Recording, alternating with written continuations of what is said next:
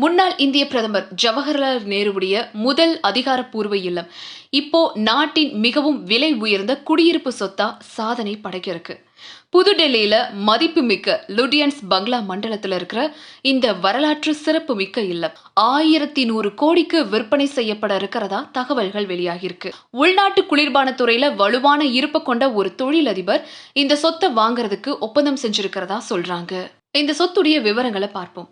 இதுடைய முகவரி பார்த்தோம்னா number 17 Motilal Nehru mark. இதுடைய பரப்பளவு 14,973 சதுர மீட்டர், கிட்டத்தட்ட சுமார் 3 ஏக்கருக்கும் மேல. இதுடைய விலை சுமார் 1100 கோடி. இந்த சொத்துடைய தற்போதைய உரிமையாளர்களான ராஜ்குமாரி கக்கர் மற்றும் ஃபினா ராணி இந்த இல்லத்துக்காக முதல்ல 1400 கோடி கேட்டிருக்காங்க. ஃபைனலா 1100 கோடிக்கு ஒப்பந்தம் முடிஞ்சிருக்கு. சோ இந்த கட்டிடத்துடைய உரிமையாளர்கள் ராஜஸ்தானை சேர்ந்த முன்னாள் அரச குடும்பத்தை சேர்ந்தவங்க தான். இப்போ இந்த விற்பனை தொடர்பா ஒரு முன்னணி சட்ட நிறுவனம் சொத்தின் உரிமையை உறுதி செய்வதற்கான உரிய விசாரணையை நடத்திட்டு இருக்காங்க.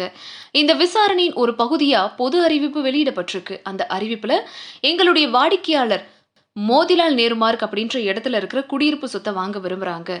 அதோடைய தற்போதைய உரிமையாளர்களான ராஜ்குமாரி கக்கர் மற்றும் ஃபினா ராணி இவங்களுடைய உரிமையியல் பத்தியும் நாங்க ஆய்வு செஞ்சுட்டு வரோம். இந்த சொத்தின் மீது ஏதாவது உரிமை கோர விரும்புற நபர்கள் 7 தினங்களுக்குள்ள ஆவண ஆதாரத்தோட எழுத்துப்பூர்வமா தெரிவிக்கலாம். அப்படி தவறினா சொத்து மீது எந்த பாதகமான உரிமையும் இல்லை அப்படின்னு எடுத்துக்கப்படும் அப்படின்னு அதுல குறிப்பிட்டிருக்காங்க. சோ இந்த விசாரணை செயல்முறை 1 வருஷமா நடந்துட்டு இருக்கிறதாவும் இப்போ அது முடிவுக்கு வரும் நிலையில இருக்கிறதாவும் தகவல்கள் தெரிவிக்குது. சோ இந்த சொத்து அமைஞ்சிருக்கிற லுடியன்ஸ் பங்களா மண்டலம் இந்தியாவின் அதிகார மையத்தின் மைய பகுதி. 1912 1930 வரைக்கும் பிரிட்டிஷ் கட்டிடக் கலைஞர் எட்வின் லுடியன்ஸ் வடிவமைச்சு இந்த 28 சதுர கிலோமீட்டர் பரப்பளவிலான பகுதியில சுமார் 3000 பங்களாக்கள் இருக்கு. இது பெரும்பாலும் அமைச்சர்கள், நீதிபதிகள் மற்றும் மூத்த அரசு அதிகாரிகளால பயன்படுத்தப்படுது.